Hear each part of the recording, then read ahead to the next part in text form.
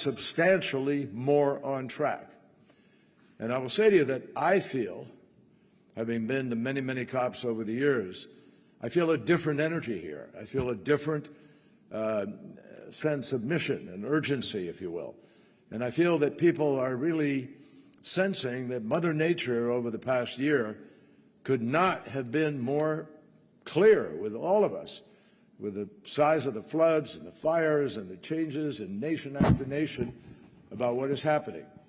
Now, just the other day, this year dubbed the hottest year in human history.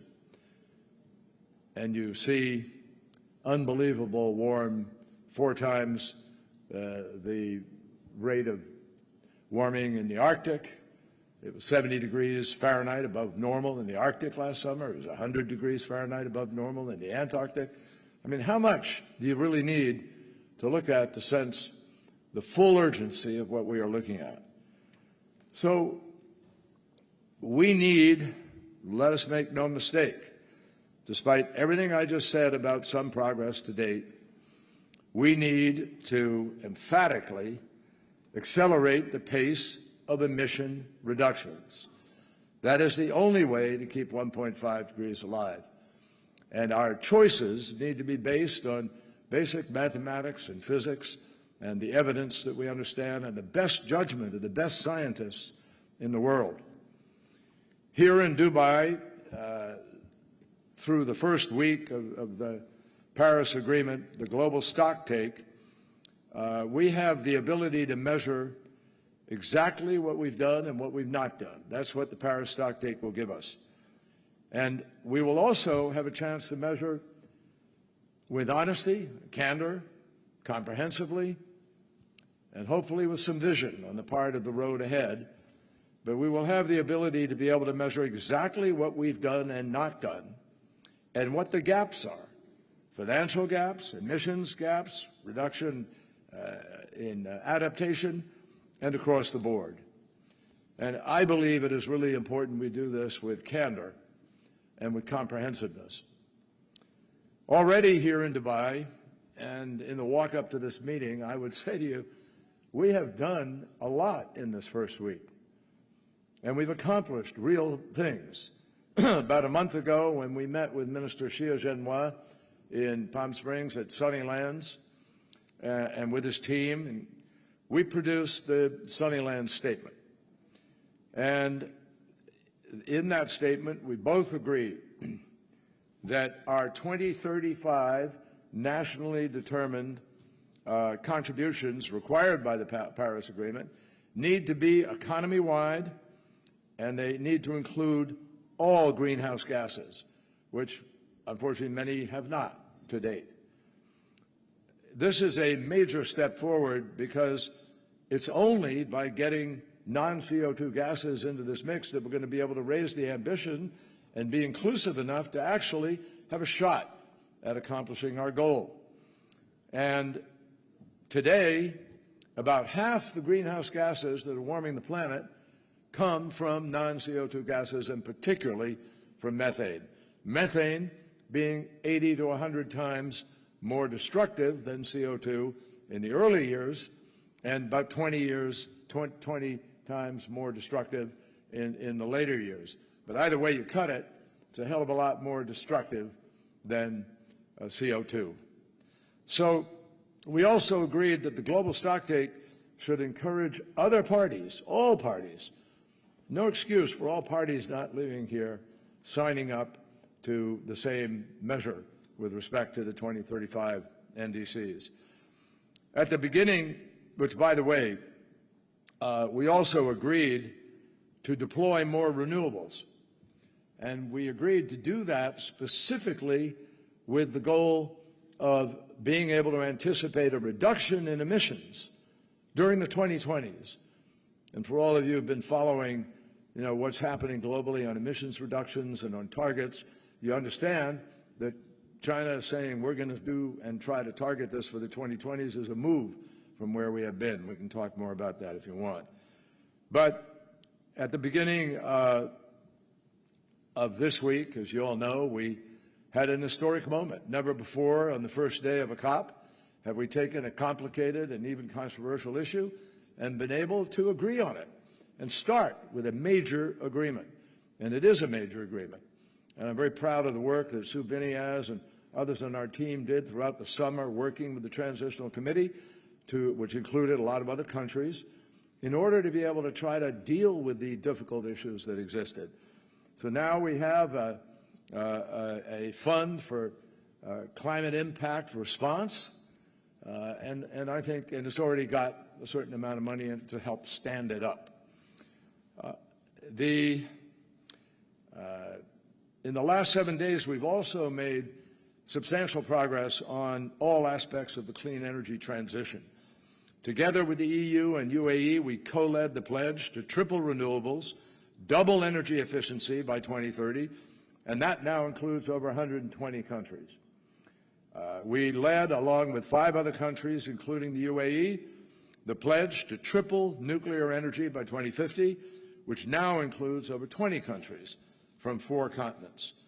And we built supports that no new unabated coal plants should be built anywhere and permitted anywhere in the world, and we joined the Powering Past Coal initiative. We launched the first ever international fusion strategy just yesterday in a meeting of some incredibly smart people. One of them, our former Energy Secretary, Ernie Moniz, who was a partner with me in some of the work we did on the Iran nuclear agreement. And I can tell you that, he went from a skeptic as an MIT professor through his years to now believing very deeply that this has the potential, real potential, to become real into transition. We also held the first ever methane summit with China and the UAE. And this week, governments, philanthropies, and the private sector mobilized over $1 billion in new grant funding and more than triple current global levels. And this includes a $255 million fund from a select few, a group of 6 oil and gas companies that agreed that they can use their expertise to help some of these countries be able to reduce their methane leaks or flaring or venting.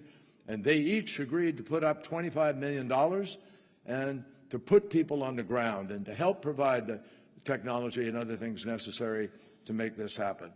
And the World Bank has assumed responsibility for the beginning of this startup of a $255 million fund at the World Bank that will help to provide, that these reductions will take place, and also to cut methane from oil and gas, and a $200 million research effort on methane from livestock.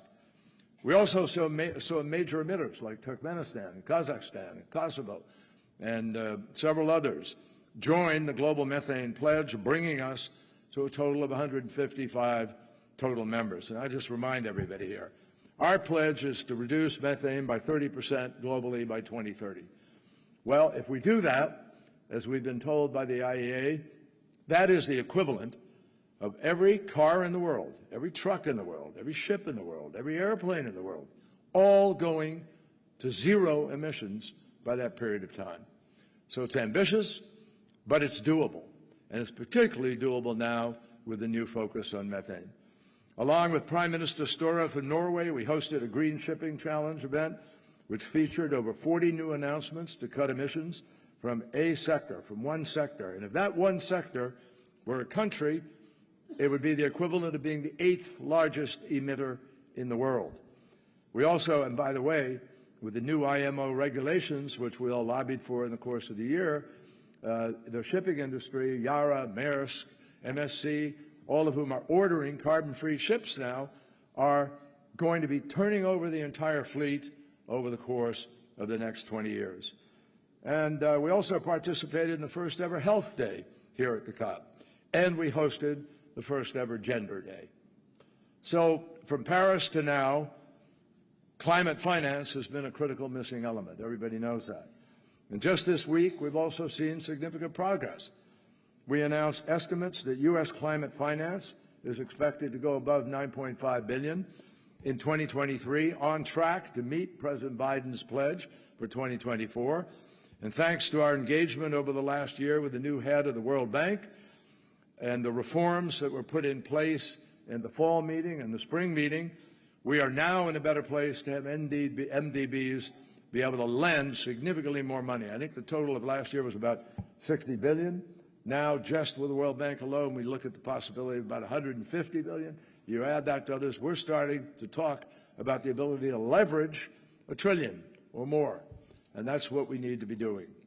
So we also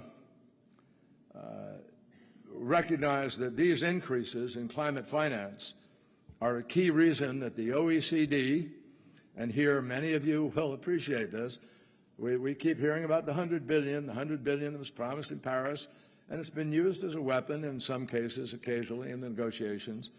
Well, now we know from the OECD that they expressed confidence that the $100 billion collective mobilization goal was not only going to be met this year, but it was actually met last year. So the U.S. has now pledged to contribute $3 billion to the Clean Climate Fund under its replenishment. And finally, we've redoubled efforts to attract private and philanthropic finance, including through initiatives like President's call for the Prepare Action and the blended finance for the Energy Transition Program and the Methane Finance Sprint and the Energy Transition Accelerator, which we're working on with the Bezos Foundation and the Bezos Foundation and the Rockefeller Fund. So, my friends, we've had a pretty damn good week here in Dubai already. Now, obviously, there are some complicated issues to still resolve. We all know that. Nobody's ducking and nobody's going to pretend about that. So our negotiators are now hard at work. It is not yet at the level where it's gone to the ministers, but in the course of the next few days it will, and the negotiators are basically trying to put together in each section which are relevant a set of options. And then we ministers will have the fun and pleasure next week of kind of noodling through those options. So that's where we are, and without further ado, I'm happy to answer some questions. I know it was better that I sit over there or stand here. Any takers? Here's fine. Okay, you want to save a few minutes, huh? So all right. Yes, I don't know who's, I think somebody is designated to walk around and, yes, please. I would like to ask my question in Arabic, and here he gonna translate it. إذن سيد كيري أفدت أن الولايات المتحدة والصين توصلتا إلى تفاهمات واتفاقات بشأن قضايا المناخ. هذا ما قد سيساعد في يعني تحقيق تقدم حول محادثات مؤتمر الأمم المتحدة.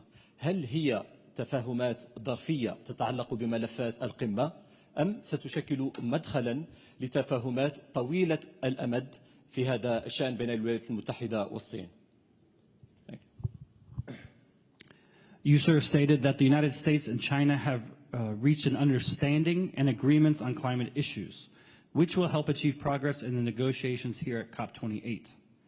Are these conditional understandings related to the summit's mandated outcomes, or are they an entry point to long-term talks on this matter?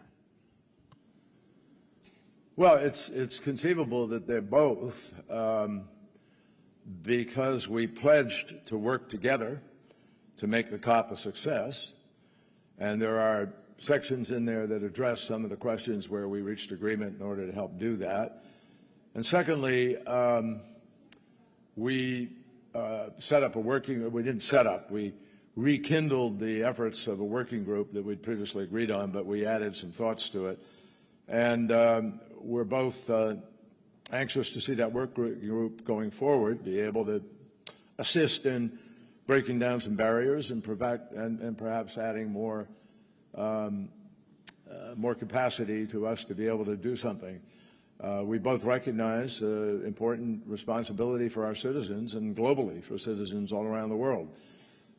China is in fact, while the largest emitter in the world significantly, they are working, I'd say, I give them credit for hard to try to transition more rapidly, which is why I think they agreed with us to try to meet a higher, a goal. But China is the largest producer of renewable energy in the world, also the largest deployer of renewable energy in the world by far, more than all the other countries put together.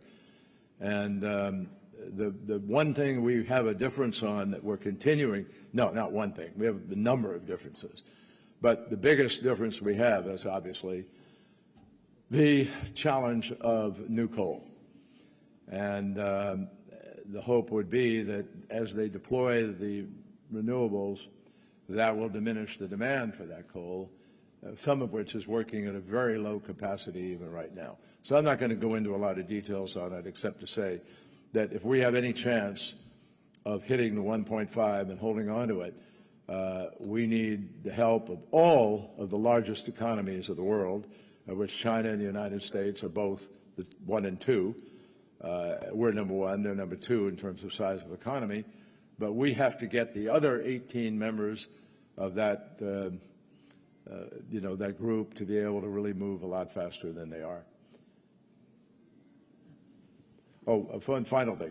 In terms of the other targets within there that you mentioned, will it also help in terms of the mitigation and the Paris Agreement? The answer is yes, because of the commitment they made to reduce emissions sooner and also to include all of their greenhouse gases in their next NDC. That is mitigation, pure and simple, and it is a raising of ambition.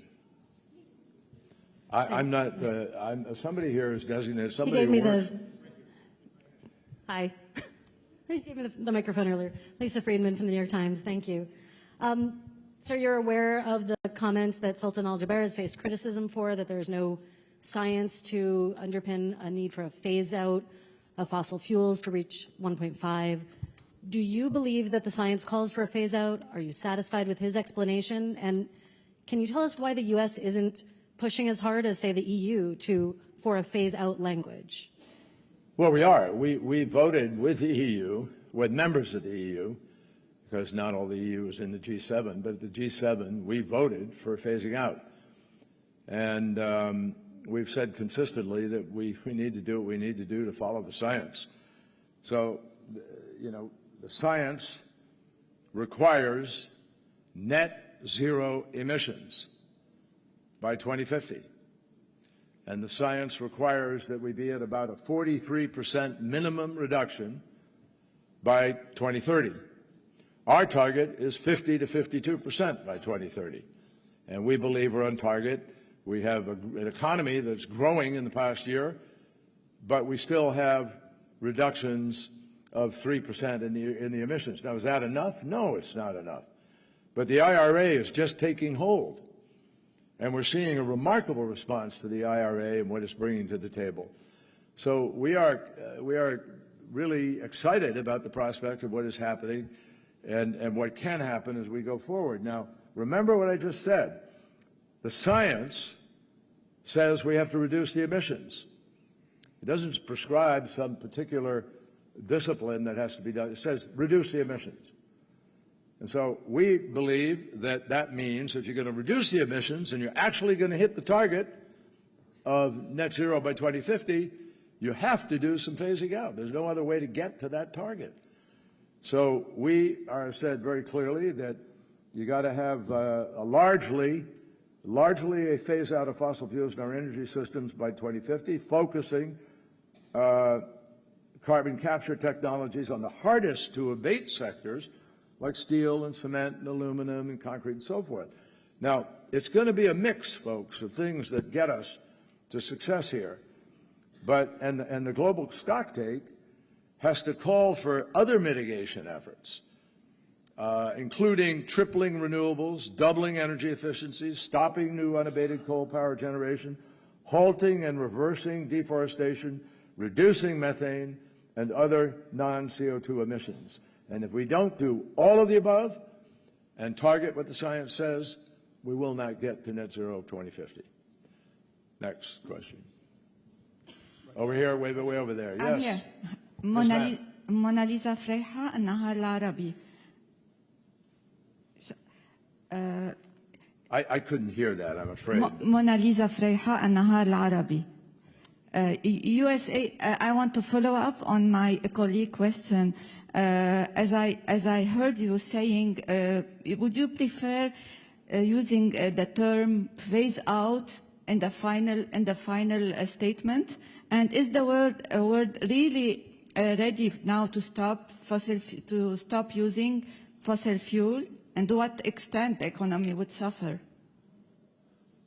What was the last part of that?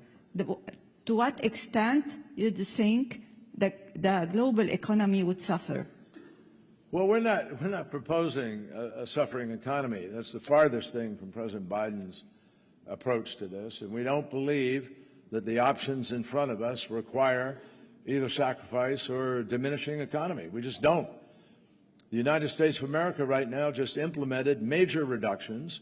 We just had our EPA and others lay out rules with respect to emissions going forward. And we're convinced that the other side of this transition is an upside for people. I mean, currently, with the amount of emissions that we're putting into the atmosphere, very specifically greenhouse gas emissions, methane, CO2, particulates, if you look at that, you will see every analysis confirms that those emissions are killing people today. A new study just came out from, I think it was George Mason, University of Texas, and Harvard Chan School of Health, which say that coal particulates are responsible for twice as many deaths as the other particulates. Now, obviously, we all have a responsibility to not be responsible for continuing a policy that we know is taking lives, moving people away from where they live, climate injustice, diminishing people's ability to be able to stay where they want to stay, or live in the heat that they have to live in, lose the water that they have today, live with drought, and all the other problems. Those are real. And so we don't think that that's the offering of dealing with the climate the way we talk. Our economy is growing, and the jobs of renewable energy are actually growing a lot faster in America than the jobs of fossil fuel. And now the IEA has clearly stated that they detect in this decade, around the end of the decade, 28, 29, they think that we will have a peak in fossil fuel demand, and they noticed a terminal decline starting in this decade with respect to fossil fuel demand. So it's not John Kerry or Joe Biden or any of us who are creating this dynamic. It is climate crisis coupled with the slow response of people who need to respond faster to make it happen, and to take, to begin to seize the benefits that await people out there. Let me just give you an example. We have about 100 of the biggest and best corporations in the world, and corporations take a lot of flack. We realize that. And there has been greenwashing in the past. We all understand that. But just think about this. Google, Apple, Microsoft, Salesforce, Boeing, United, Delta, Ford Motor Company, General Motors, Volvo, Maersk, Yara, MSC, you can run a long list here, Amazon. Many others have all joined this coalition to send a demand signal to the marketplace that it's good to buy green now and help accelerate the transition. And by buying green now, you send a message up and down the food chain that there's money to be made. There's a better market out there. And those pathfinders are going to do well in the long run because, people are going to be, I think, sensitive and grateful to companies that behave the way we all need to with respect to this challenge. And their CEOs, let me be blunt, Lafarge Holcim is making green cement right now. They're making green. People are buying the green cement not because it's green, but because it's better cement. I mentioned Yara and Maersk and MSC and the ships they're now buying that are carbon. There's a carbon-free ship in the port right here. Ammonia, Fortescue, Andrew Forrest, who brought the ship over here on ammonia. So bottom line, folks, we think there's huge economic reason for people to be looking to this transition. And every analysis says it costs more to wait or to avoid it than it will to do it now. So I think the economics of this are pretty clear, and you have smart CEOs of companies like that, folks. They must know something. Seth Borenstein, the Associated Press. Going into the harder week next week, what are requirements for the U.S. that have to be in the GST, regardless, and what are the red lines for the United States that cannot be in there? And what, finally, which countries are you afraid of being the biggest obstacles to the phase-out language? Well, if I were to tell you that, I'm going to make people bigger obstacles. So I ain't going there.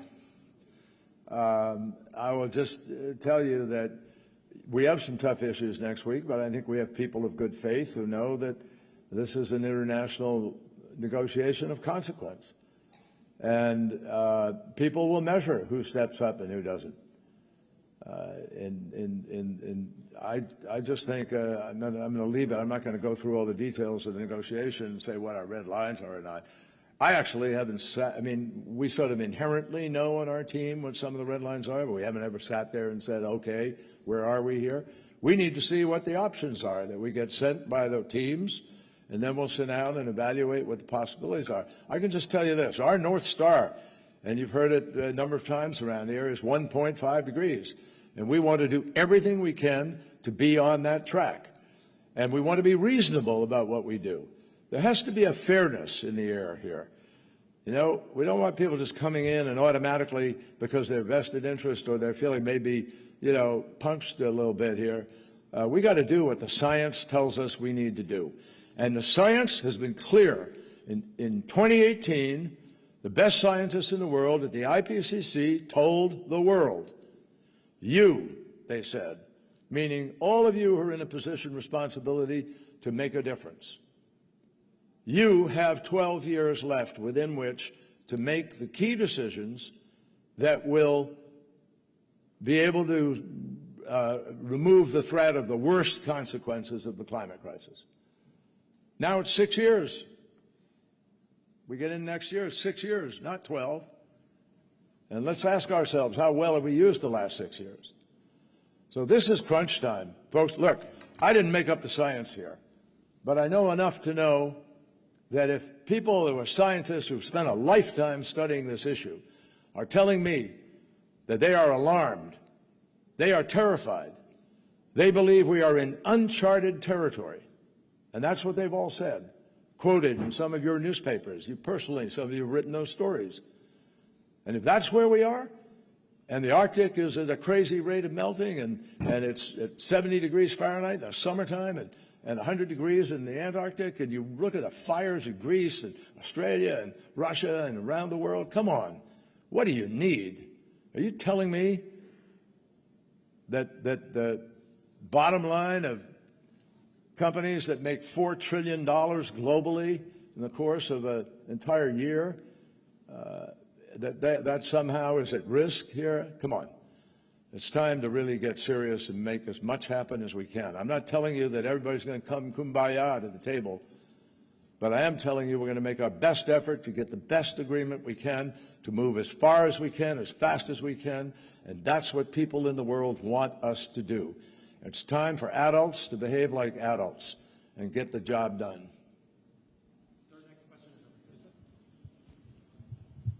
I'm Yusra Adel from Al Ittihad newspaper politics section. Sir, how do you evaluate the result of COP28 up till now? And what do you hope to achieve before COP ending? What do I evaluate the what of COP28? The results of COP28, the result of COP28 I think I till said now. all of that in my opening statement, to be honest with you. I'm not trying to cheat you of a question. But I think I answered everything that I saw had happened in the COP, and I've told you the results need to be the most we can get to be responsible. Here's the big framework of the stocktake, in my judgment. There are three mandated outcomes. Outcome number one, was the Fund for Climate Response, for Climate Impact Response. That's already number one. That was mandated. We do something. We did something. Number two is adaptation, the report from adaptation and raising effort there. We will, I'm confident, do something. And the final one of those was I'm drawing a blank here, which was the, let me see, the stocktake, the adaptation, and I believe on the mitigation, what we're doing, and also on the finance, and not just the finance, but also the effort to be able to bring countries together in this, structure that we've talked about to deal with methane and other critical gases in order to move faster. I think those challenges, the shipping challenge, the other things, we want those embraced in the language of this agreement, and hopefully there will be. That's my hope. And we have new finance mechanisms, I mentioned to you. Those need to be also incorporated in, we hope, into the stocktake. We'll see what happens. But the most important of those three critical, already mandated outcomes. Bonjour. Who's Hi. bonjour? Sir? Hello. Yes, this is Jeanne Richard for Radio France International. So what is the position of the US about CCS? The European Union is critical about on a large-scale use of these technologies. So what is your position? My position is the scientific position. The science says we cannot get to net zero 2050 without some CCUS, or CCS at any rate. That's what they say. If you're going to run the numbers here, you need to reduce. Now, already there are companies that do it. I mean, look at Occidental, which is an oil and gas company. They're all in on direct air carbon capture. They're capturing carbon. Other companies have historically used carbon dioxide that they capture in order to do enhanced oil production. Now, that not be what a lot of people want to have happen here, but at least you can capture it. And so we're exploring that. The IRA wants to push the curve because we're in such a predicament, we think, that we have to have an all-of-the-above approach here. We're also obviously pushing the potential of nuclear. I mean, France, par exemple, produces, about 70%, 68 now or something maybe, of its power comes from nuclear. France sells nuclear power to Germany and so we have nuclear power in California. We have that nuclear power goes to Arizona and other states. Nuclear power right next door to my state. It was protested vehemently when they were thinking of building it. I can't remember, 30 years, 4 years ago. I can't remember how long ago. But I was in the Senate for 28 years representing Massachusetts, and during all those years, we used nuclear in our power base, about 20%. So, folks, you got to be realistic. If you're going to get to where we want to go, reducing the emissions, we got to use the technologies we have today. Maybe something's going to break in well before that. Nobody says we're frozen into having to go 20 years with one technology. Fusion may turn out to be just an enormous game changer. Battery storage, you may find. Hydrogen may bring that price down, and then all of a sudden it's competitive. And as the infrastructure builds up, we have a lot of options. I'm excited, frankly, about what I see right now. It's very different from where we've been previously. And about $1.7 trillion of venture capital now chasing these solutions. And that's different from any time, anywhere we've ever been before in this race. So I think that, you can raise some very legitimate questions about CCUS, but you also can see it working in certain ways. And our hope is that the marketplace is going to help decide by price points what works and what doesn't. And look at solar. Solar's come down 85% in price. Wind's come down 53% in price. It's now cheaper than these other forms. And the more people begin to see it working, and the more they see that grids can be balanced, particularly with AI, AI is going to play a very big role in the future of this battle. And so I think we have enormous opportunities here for differential. Thank you. Over here, sir. Right here. Sir, are you satisfied with the amount the contributions in the Lost and Damaged Fund till now? And and like this contribution, do you have like does he have a target amount to be collected?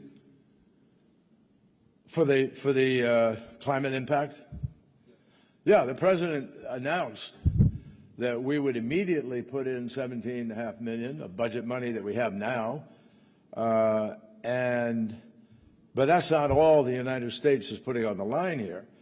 You know, we put $1 billion on the line to deal with the methane, and we've put the other money that I articulated with respect to the Global Climate Fund, $3 billion, and so forth. So all in all, the United States is proud to be the largest humanitarian donor in the world. That is a fact. And when you look at what we do with $30 billion that's been going to Africa for health concerns and other things, don't just look at one package. But what we did the other day with the Climate Impact Response Fund was simply to empower it to stand up. That's not the money. The money you see in there now is not the distribution money. It's the money to make it work. They got to work through the, you know, what the regulations, what the approach will be, what the standards will be by which people qualify, what's the lending process going to be. And we insisted that all of that happen very quickly. So I believe the fund will stand up, and people who are, there's no limit on who can contribute to this, by the way. That is left open. It's not a requirement that, you know, only the big economies contribute. If you're an emerging economy and you've got the ability to put a few $100 million or $10 million or something in it, you want to help your fellow human beings, that's open to that too. Hi. Thank you, Secretary Kerry. This is Sarah Schoenhart from Politico's E&E News. There are reports that Russian President Vladimir Putin is coming to the UAE to discuss oil cooperation, and since this COP is very focused on fossil fuels and potential phase out or phase down, I wonder how you think his presence in the region and those discussions could impact the process here. Well, I think by virtue of what he's done in Ukraine, his presence may encourage people to do what Europe has done, which is the most rapid move to a different kind of fuel as a result of his actions. He single-handedly accelerated the transformation of Europe more than anybody else by weaponizing gas.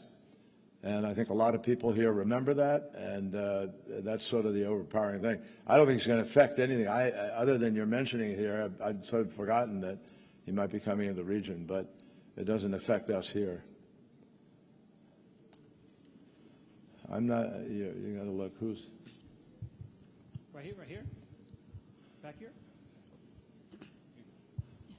Doug, I hope you know, I hope you, okay, go ahead. Hello. Where are we? Back here, sir. Back here. Okay, Akila from Line News, département French. Je parle français, mais je peux parler en anglais aussi. My question is, how do you envision bridging the gap between developed and developing nations in terms of climate finance and technology transfer to support climate adaptation and mitigation efforts? Thank you. Merci. I took the easy road. How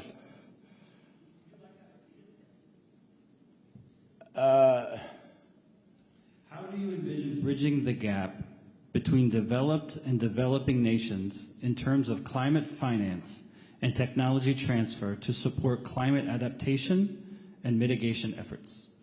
Great question. Every one of the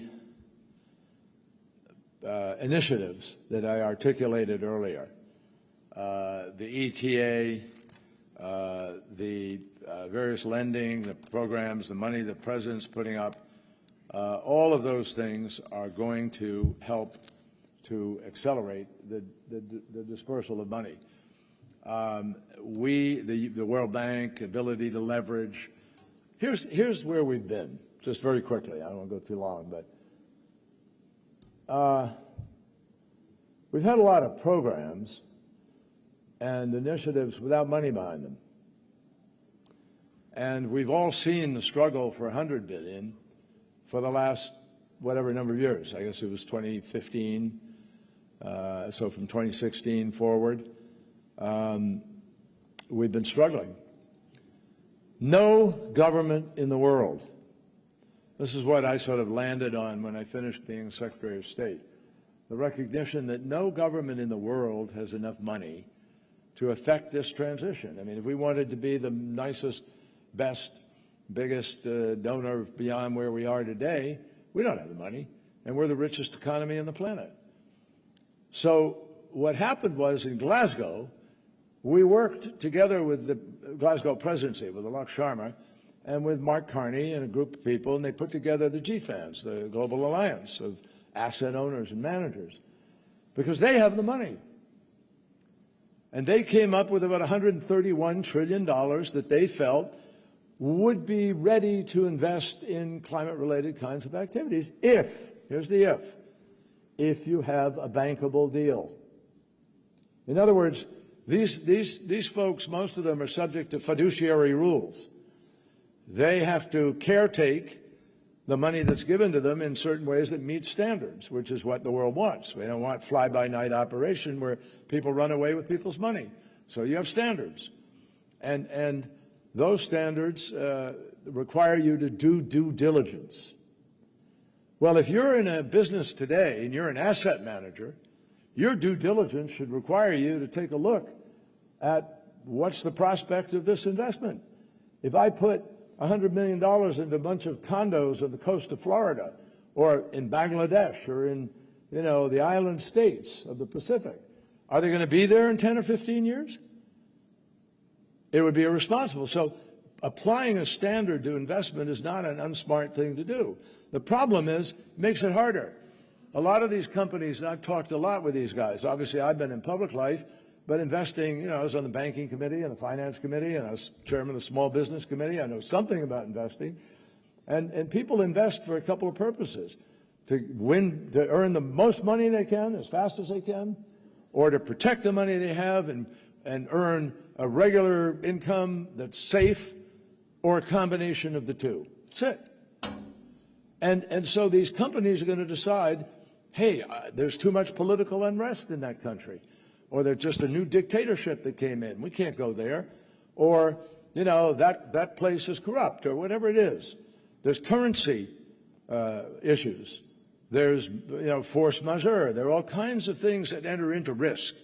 And that's why we set up a fund to try to address risk, to do what's called blended finance. The JET-P that we did with Indonesia took us a year and a half, but it's a deal where we put money on the table, and it helps them to be able to take the risk away and attract private capital. So they got $10 billion from the public sector, $10 billion from the private sector, and you get a deal. We did the same thing in Egypt with Nuefe, where Egypt agreed to take out 11 gas turbines, or 8, and send gas to Europe. They didn't need it because they took the gas out, and they would deploy renewables in their place. A 15 gigawatt net shift in emissions. That's what we were trying to do. But we could only do it if we had some cash. We had to put $500 million on the table in Egypt too. So, by the way, we don't have time for John Kerry or anybody else to be running around the world taking a year and a half, 2 years to get a deal together. We won't make 1.5 if that's the way we do it. So we've got to find a way to unleash a torrent of that money, and that's why we have the ETA and the other finance mechanisms that you see coming onto the table. So we can excite the marketplace. And the more excited the marketplace gets, the more you're going to see some of these managers and owners say, oh, man, there's money to be made in that. Let's get in there. And that changes the whole ballgame. And that's exactly what we're trying to do. Thank you. We have time for one more question. We do need to leave the room ready for 5 p.m. Thank you. Hi, I'm Mr. Kerry. This is Kiyoshi Ando of Nikkei newspaper in Japan. I understand that with the IRA, USA is leading the way for decarbonization, but there is a worry among your partners, including Japan, that when there's an election in the United States, the result of the election sometimes makes the country to change its course dramatically. You're a diplomat. How could you address this issue? How do we address that issue? In other words, what happens if a certain person is elected? What I'm about to say to you is I really believe to my core. There was a time when that might have made all the difference, but not now. When Donald Trump pulled out of the Paris Agreement, and zero funded, by the way, for 4 years, there was no money, so that's part of the problem we faced when President Biden came in. But when he pulled out,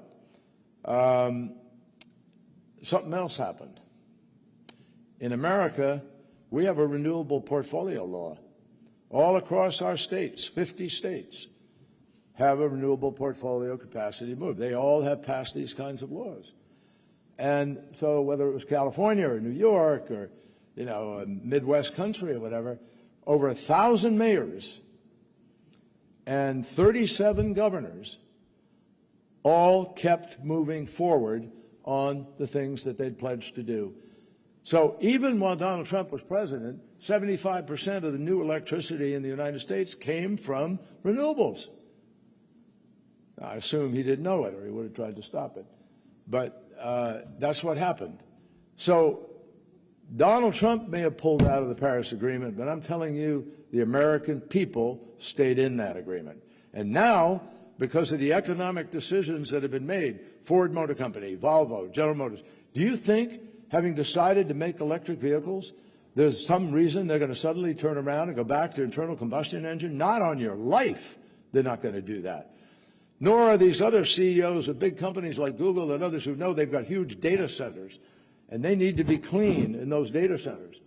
And Scope 1 and 2 and Scope 3 will require that they do things to be clean. That's the change that has taken over. So I say to you with complete confidence, we will get to a global, low-carbon, no-carbon economy. We will get there. The only question is, will we get there in time to avoid the worst consequences of this crisis, as we were warned by the 2018 IPCC report? The scientists should guide this just like they're guiding every other choice. And I think that's where we are. Thank you all. I'll do another one of these when we finish, hopefully on the 11th, 12th, whatever it is. Thank you all.